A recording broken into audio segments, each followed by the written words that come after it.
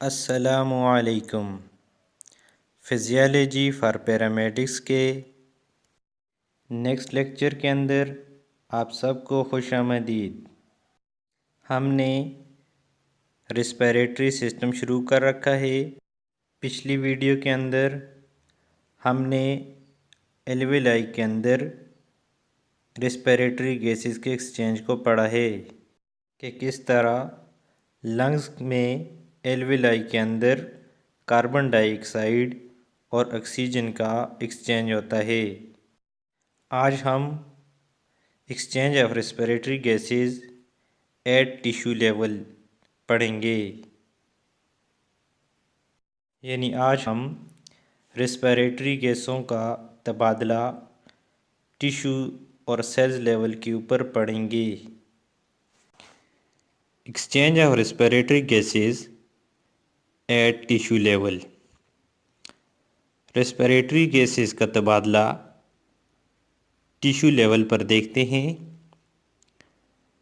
Oxygen enters the cell of tissues from blood and carbon dioxide is expelled from cells into the blood. Oxygen tissues के cell में दाखिल होती है और वहाँ से कार्बन डाइऑक्साइड को बाहर धकेलती है।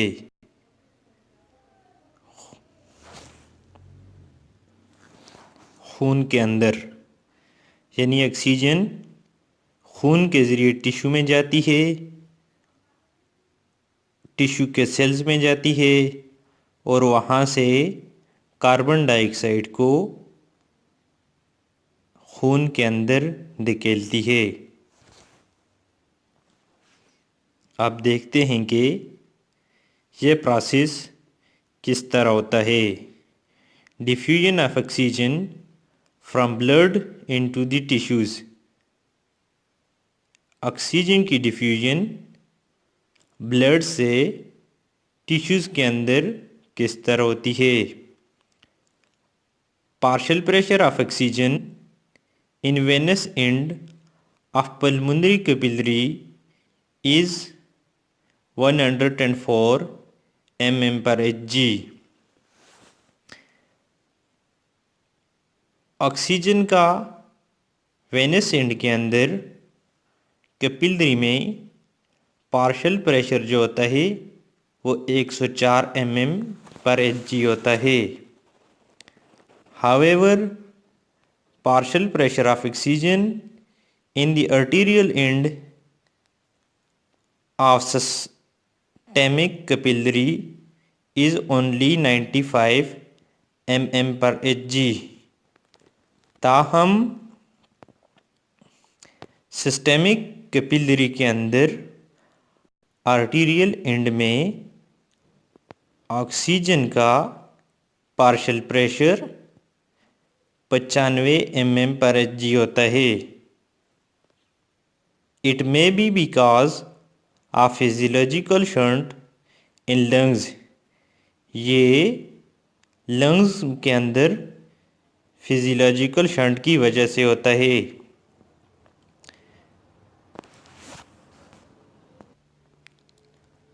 Due to venous admixture in the shunt, 2% of blood reaches the heart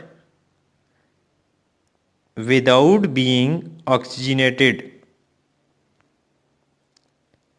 shunt की वजह से जो खून दिल के अंदर पहुंचता है उसमें से 2% खून क्या होता है, ऑक्सीजनेटेड नहीं होता। यानी 2% खून विदाउट ऑक्सीजनेटेड ही दिल के अंदर पहुंच जाता है। Average oxygen tension in the tissues is 14 mm/Hg। जो टिश्यूज़ के अंदर ऑक्सीजन का पार्शियल प्रेशर होता है वो 40 mm/Hg होता है। It is because of continuous metabolic activity and constant utilization of oxygen. ये इतना कम इसलिए होता है कि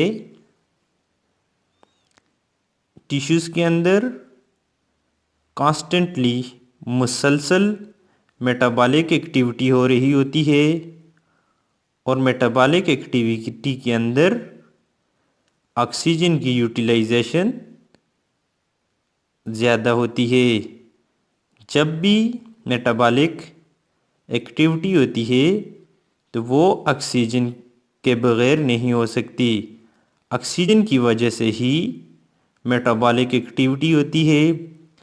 इस वजह से जो आर्टीरियल एंड में 95 mmHg थी वो टिश्यूज़ के अंदर कम होकर 40 mmHg तक रह गई। Thus a pressure gradient of about 55 mmHg। इसी वजह से इन दोनों के दरमियान यानी टिश्यू और आर्टीरियल एंड के दरमियान जो पार्शल प्रेशर का फ़र्क बन गया वो 55 mmHg हो गया। Exist between capillary blood and the tissues. Capillary में ब्लड के दरमियान और टिश्यूज़ के दरमियान 55 mmHg का फ़र्क हो गया। So the oxygen can easily diffuse into the tissues. इस 55 mmHg के फ़र्क की वजह से ऑक्सीजन टिश्यूज़ के अंदर आसानी के साथ डिफ्यूज़ हो जाती है।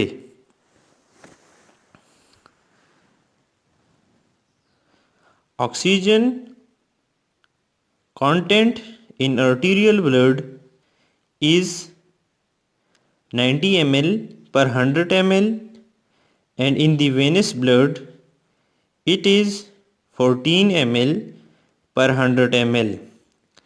ऑक्सीजन की जो मिकदार होती है वो आर्टीरियल ब्लड के अंदर यानी आर्टरीज़ में घूमने वाले ब्लड के अंदर हर 100 ml में से 19 ml होती है और वीनस ब्लड के अंदर यानी वेंस के अंदर घूमने वाले ब्लड के अंदर ये मिकदार 14 ml पर 100 ml होती है। Thus the diffusion of oxygen from blood to tissue is 5 ml per 100 ml of blood। तो ये जो 19 ml और 14 ml का फ़र्क है ये क्या है कि 100 ml में से 5 ml ऑक्सीजन खून से टिश्यू के अंदर डिफ्यूज़ कर जाती है। Diffusion of carbon dioxide from tissues into the blood. Carbon dioxide की डिफ्यूजन टिश्यूज से ब्लड के अंदर, क्योंकि ऑक्सीजन ब्लड से टिश्यू के अंदर जाती है और कार्बन डाइऑक्साइड टिश्यू से ब्लड में आती है और ब्लड से लंग से होती हुई बाहर जिस्म से खारिज हो जाती है। Due to continuous metabolic activity carbon dioxide is produce constantly in the cell of tissues. मुसलसल होने वाले मेटाबॉलिक एक्टिविटी की वजह से कार्बन डाइऑक्साइड मुसलसल बनती रहती है, क्योंकि जब मेटाबॉलिक एक्टिविटी होती है तो उसके दरमियान कार्बन डाइऑक्साइड बनती है। सो दी partial pressure of carbon dioxide is high in the cells and is about 46 mm per Hg। तो इसी वजह से कार्बन डाइऑक्साइड का पार्शियल प्रेशर सेल्स के अंदर 46 mm पर Hg होता है। Partial pressure of carbon dioxide in arterial blood is 14 mm per Hg। Carbon dioxide का पार्शियल प्रेशर आर्टीरियल ब्लड के अंदर 40 mm पर Hg होता है। Pressure gradient of 6 mm per Hg is responsible for the diffusion of carbon dioxide from tissue to the blood। ये जो 6 mm per Hg का फ़र्क होता है ये इस बात का रिस्पॉन्सिबल होता है कि कार्बन डाइऑक्साइड सेल्स से टिश्यूज से ब्लड के अंदर डिफ्यूज़ करे।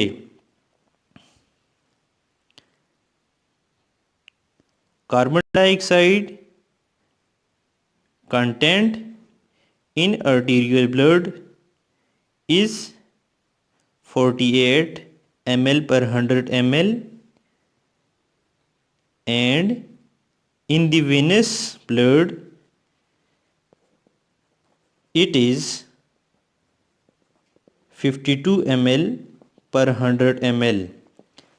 कार्बन डाइऑक्साइड आर्टीरियल ब्लड के अंदर 48 ml पर 100 ml में से होती है, यानी 100 ml ब्लड के अंदर आर्टीरियल ब्लड के अंदर 48 ml कार्बन डाइऑक्साइड होती है। In the venous blood it is 52 ml और वीनस ब्लड के अंदर ये 52 ml होती है। So the diffusion of carbon dioxide from tissue to blood is 4 ml per 100 ml of blood. तो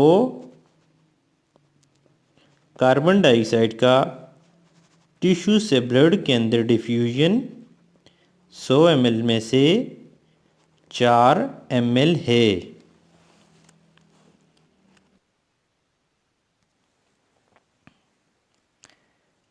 हमने जो गैसेस का एक्सचेंज पढ़ा पहले एल्विलाई के अंदर और फिर टिश्यू लेवल के ऊपर, इसको एक डायग्राम के साथ समझते हैं कि ये ऊपर इस हिस्से को हम अगर इसको एल्विलाई समझें और ये ऊपर जो गोल दायरा है इसको पल्मोनरी कैपिलरी समझें तो ब्लड यहाँ से ये वीनस एंड हुआ, यहाँ से वेन के ज़रिए ब्लड किधर आएगा, लेफ़्ट साइड ऑफ हार्ट के अंदर आया और लेफ़्ट साइड ऑफ हार्ट से होता हुआ ये आर्टीरियल एंड है और यहाँ से सिस्टेमिक कैपिलरी और ये टिश्यूज़ है। यहाँ से खून टिश्यूज़ तक आ गया। टिश्यू के पहुँचाने के लिए ये जो सिस्टेमिक कैपिलरी है ये आ गई और यहाँ टिश्यू से होता हुआ ये वीनस एंड हो गया और यहाँ से ब्लड जिस्म से होता हुआ ये right side of the blood और यहाँ से सीधा लंग्स में एल्वेलाई तक पहुँच गया। ब्लड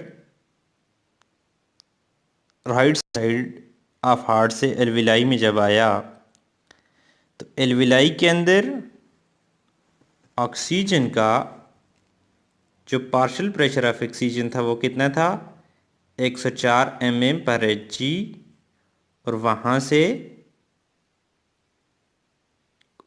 कार्बन डाइऑक्साइड का कितना था 40 mm/Hg। पहले ऑक्सीजन का देखते हैं 104 mm/Hg था। यहाँ से ब्लड ऑक्सीजन आई किसके अंदर वेन्स और पल्मोनरी वेन के ज़रिए left side of the heart में। तो इस पल्मोनरी वेन के अंदर ऑक्सीजन का प्रेशर 104 mm/Hg हो गया और इसकी काउंट जो है ऑक्सीजन की वो 19 ml/100 ml।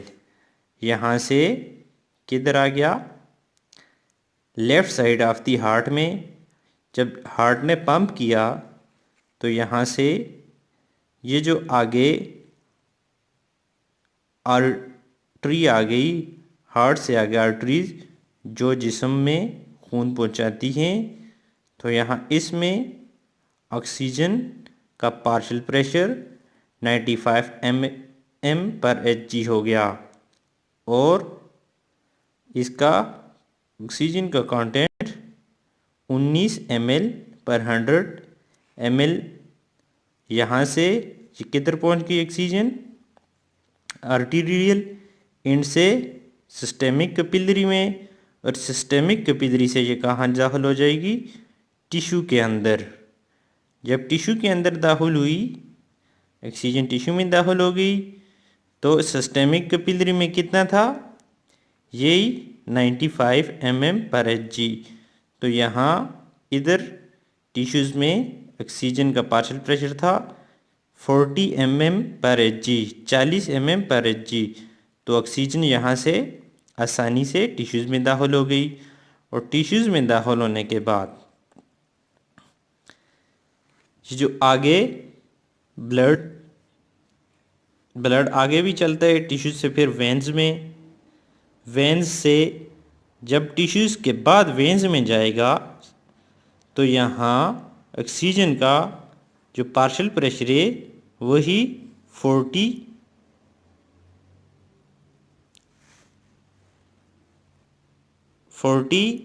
mm/Hg होगा।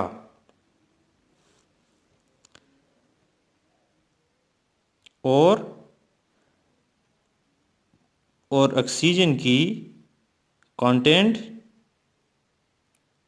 14 ml/100 ml होगी और यहाँ से ये right side of the lungs में चला जाएगा और वहाँ से right side of the lungs से सीधा वही 14 mmHg और 14 ml/100 ml सीधा कहाँ तक पहुँच जाएगा एल्विलाई के अंदर या पल्मोनरी कैपिलरी तक। अब कार्बन डाइऑक्साइड का चक्र देखते हैं। कार्बन डाइऑक्साइड एल्विलाई के अंदर कितनी थी वही 40 mm/Hg और यहाँ से यही 40 mm/Hg किधर आई पल्मोनरी वेन्स के अंदर। पल्मोनरी वेन्स से यही 40 mm/Hg right side of the heart से होती हुई टिश्यूज़ तक ब्लड में इसी तरह आ गई। अब टिश्यूज़ के अंदर क्या होता है मेटाबॉलिक रिएक्शन होता है, मेटाबॉलिक एक्टिविटीज़ होती है। तो उसकी वजह से टिश्यूज़ में CO2 46 mm/Hg थी। यहाँ से क्योंकि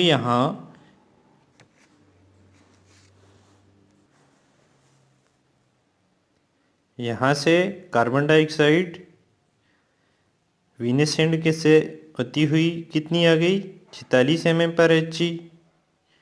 यहाँ से राइट साइड ऑफ लंग चली जाएगी और राइट साइड ऑफ लंग से ये सीधी एल्विलाई के अंदर चली जाएगी। एल्विलाई के अंदर क्योंकि यहाँ ये 14 mm/Hg इसका पार्शियल प्रेशर था, ये पल्मोनरी कैपिलरी से